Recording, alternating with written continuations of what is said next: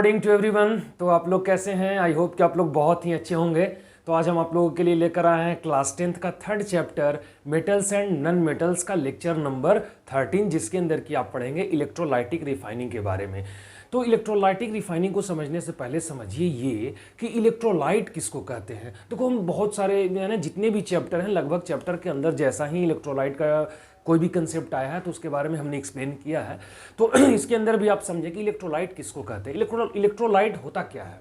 देखो कोई भी सब्सटेंस जैसे एसिड, बेस और सॉल्ट, अगर उसको तुम वाटर के अंदर डिसॉल्व करोगे, अगर तुम एसिड, बेस और सॉल्ट तीनों में से किसी भी एक सब्सटेंस को अगर वाटर के अंदर तुम डिसॉल्व करोगे और वो अगर उस वाटर की कंडक्टिविटी लेवल को अगर इनहेंस कर देता है, अगर उसकी कंडक्टिविटी लेवल को इंक्रीज कर देता है, तो ऐसी स्थिति में उस डिसॉल्व्ड सब्सटेंस को हम लोग क्या कहते हैं बाबू? इलेक्ट्रोलाइट कहते हैं। इसी कारण से इसका डिफिनेशन दिया जाता है कि those substance B dissolve with water, है ना, and give out and which enhance the rate of conductivity of a substance, then it is said to be electrolyte। ठीक है, तो इलेक्ट्रोलाइटिक यहां यूज किया हुआ है। वो तो इलेक्ट्रोलाइट का डिफिनेशन हुआ, वो केवल इलेक्ट्रोलाइट को हम लोग समझे, लेकिन इलेक्ट्रोलाइटिक क्या होता है? देखो इलेक्ट्रोलाइटिक है कि मतलब वैसा कोई भी सब्सटेंस जो एसिड बेस हम लोग ले और अगर उसको वाटर के अंदर डिसॉल्व करोगे, डिसॉल्व करने पर अगर उसके रेट को इन्हांस कर रहा है और इन्हांस करने के बाद अगर किसी दूसरे सब्सटेंस को हम लोग उसी इलेक्ट्रोलाइट के माध्यम से अगर रिफाइन कर रहे हैं, प्यूरिफाइड कर रहे हैं, तो हम लोग उसको कहेंगे इलेक्ट्रोलाइटिक रिफाइनिंग। और इस लेक्चर के अंदर जो हम समझेंगे वो इलेक्ट्रोलाइटिक रिफाइनिंग ऑफ कॉपर के बारे में समझेंगे कि कॉपर का इलेक्ट्रोलाइटिक रिफाइनिंग किस तरीके से करते हैं। ठीक है, तो इस कॉपर के इलेक्ट्रोलाइटिक रिफाइनिंग करने से पहले हम लोग सबसे पहले क्या करेंगे कि एक डायग्राम बनाते हैं, एक पिक्चर बनाते हैं। ठीक है, और उस पिक्चर के माध्यम से समझेंगे। क्या है कि यहां हम लोग ले लिए एक इस तरीके से एक टैंक ले लिए। क्या ले लिए बाबू? टैंक। समझ में आ रहा है ना?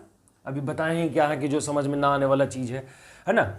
एक टैंक ले लिए। अब क्या करेंगे बाबू कि यहां हम लोग दो इलेक्ट्रोड ले लेंगे। इलेक्ट्रोड समझते हैं, जहां से कि करंट को क्या किया जाता हो, लीव किया जाता हो और रिसीव किया जाता हो, उसी को हम लोग इलेक्ट्रोड कहेंगे। तो यहां हम आपके सामने दो इलेक्ट्रोड ले लिए। ठीक है, हम लोग कॉपर का इलेक्ट्रोलाइटिक समझने हैं ना, तो रिफाइनिंग ऑफ कॉपर है ना, रिफाइनिंग ऑफ कॉपर के बारे में समझ रहे हैं।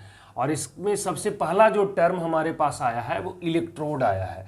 तो इलेक्ट्रोड को हम लोग लिख लें, समझ लें कि इलेक्ट्रोड किसको कहेंगे।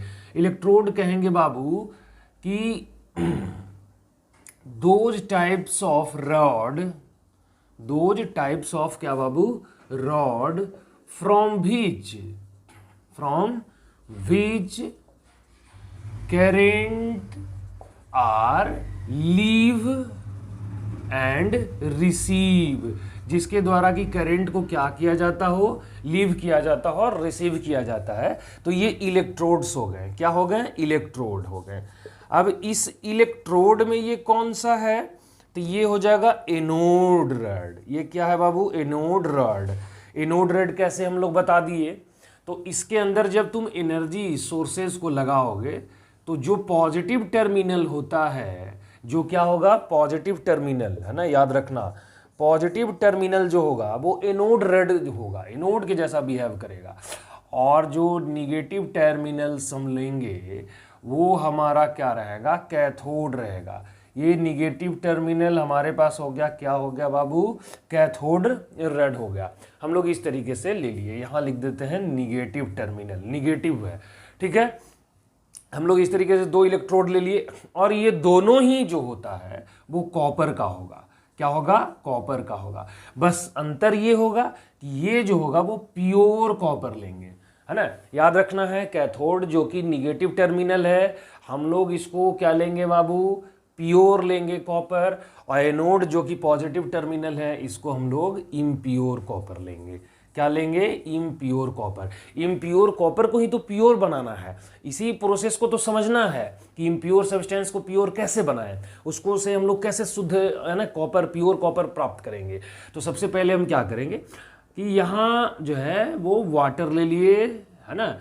ये वाटर इसलिए लेंगे क्योंकि यहाँ हम लोग इसका एक्वस सॉल्यूशन बनाएंगे। किस चीज़ का?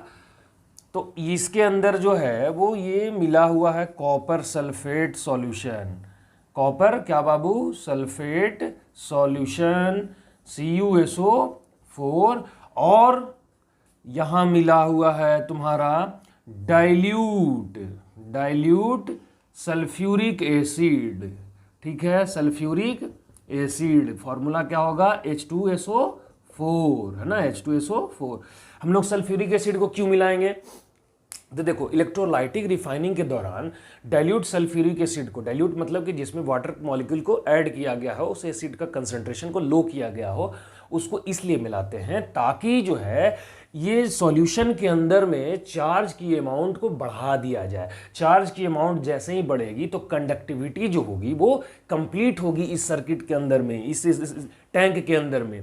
तो ऐसी स्थिति में जो प्योर कॉपर रहेंगे वो और भी ज़्यादा स्ट्रॉन्ग और रिजिड मिलेंगे, और इम्प्योर कॉपर से भी इलेक्ट्रॉनों का ट्रांसफर बहुत ही अच्छे से होगी, क्योंकि कंडक्शन इसकी हाई हो जाएगी डाइल्यूट सल्फ्यूरिक एसिड मिलाने के कारण। तो याद रखें डाइल्यूट सल्फ्यूरिक एसिड इसके अंदर मिला देते हैं।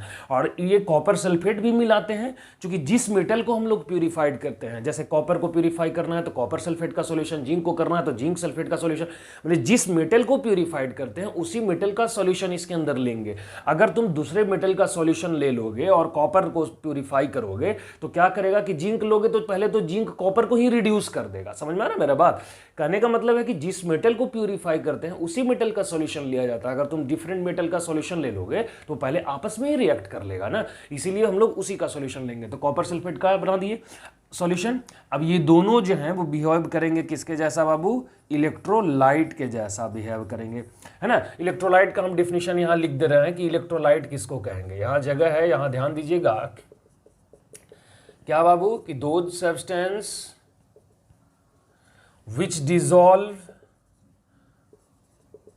dissolve in water and क्या enhance the rate of conductivity, है ना, कंडक्टिविटी को रेट को क्या करता हो, इंक्रीज कर देता हो। एग्जाम्पल में एसिड भी हो सकते हैं, बेस भी हो सकते हैं, सॉल्ट भी हो सकते हैं। एसिड में मान लो हम H2SO4 ले लें, बेस में सोडियम हाइड्रोक्साइड ले लें, सॉल्ट में NaCl ले लें, है ना। ये तीनों में से कोई भी इलेक्ट्रोलाइट हम लोग ऐसा इसके अंदर नहीं मिलाएंगे। इलेक्ट्रोलाइट की एग्जाम्पल हमने दिया है कि ये सब इलेक्ट्रोलाइट का एग्जाम्पल है, पर ये मिलाएंगे ऐसा कोई जरूरी नहीं कि यही को मिलाना है इसी में से किसी को। ठीक है, जिस हिसाब से सॉल्यूशन तैयार किया जाता है, जिस हिसाब से जिस मेटल को प्यूरिफाइड किया जाता है, उसके अकॉर्डिंग उसके इलेक्ट्रोलाइट को हम लोग मिलाते हैं। तो यहाँ हम लोग याद रखेंगे सल्फ्यूरिक एसिड को मिला देंगे, यहाँ याद रखना। ठीक है, अब देखिए आगे का प्रोसेस रिएक्शन क्या होता है। बात करते हैं हम सबसे पहले एट एनोड का, कि एनोड पर क्या होगा। तो देखो एनोड पर क्या होगा, एनोड है हमारा ये, ठीक है, यहां ये पॉजिटिव, यहां से जो है वो इलेक्ट्रॉन यहां से ऐसे ना यहां ट्रांसफर होगा, मतलब सॉरी यहां नहीं जाएगा डायरेक्ट, ये जो है वो यहां ऐसे इलेक्ट्रॉन यहां देगा, मतलब कि यहां से इलेक्ट्रॉन का रिलीज होगा, यहां से ऐसे इलेक्ट्रॉन रिलीज करेंगे।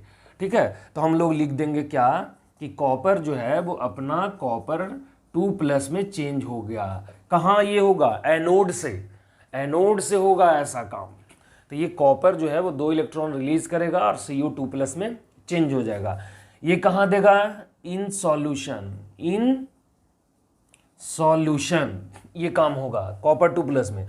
और एट कैथोड क्या हो जाएगा बाबू, एट कैथोड हो जाएगा कि ये जो पहले से रहता है ये एक्वस में रहता है, ये ऑलरेडी Cu2+ में रहेगा, इसके पास इलेक्ट्रॉन की तो कमी रहेगी, ये एक्वस कंडीशन में रहेगा। याद रखना ये एक्वस होता है, एक्वस का मतलब जिसके ऊपर चार्ज हो उसको भी एक्वस कहते हैं।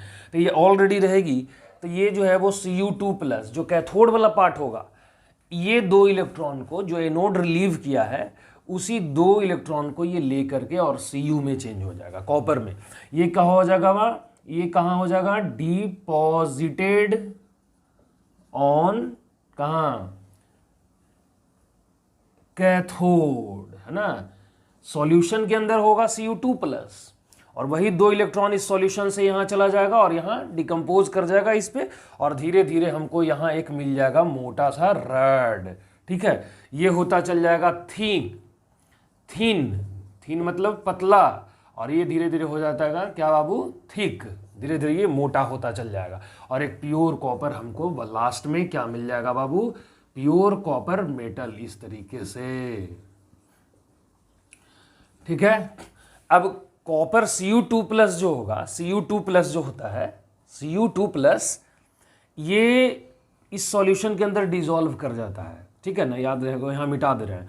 Cu2+ जो होता है वो डिसॉल्व करता है, ठीक है। अब डिसॉल्व करेगा तो ये यहाँ आसानी से पहुँच जाएगा, लेकिन कुछ जो होते हैं वो डिसॉल्व नहीं करते हैं। तो कुछ जो होंगे डिसॉल्व नहीं करेंगे तो यहाँ रह जाएंगे, जिसको हम लोग क्या कह देंगे, एनोड मड कह देंगे। लिख देते हैं यहाँ, रॉड को यहाँ लिख देते हैं और यहाँ बना देते हैं, ये रहेगा ऐसे बहुत सारा, जिसको हम लोग बोलेंगे एनोड मड के रूप में रह जाएगा, ठीक है। जो डिसॉल्व होगा वो इस पे डिपॉजिट हो जाएगा और जो नहीं डिसॉल्व होगा वो यहाँ आ जाएगा, इसको हम लोग क्या बोलेंगे, एनोड मड बोलेंगे, ठीक है।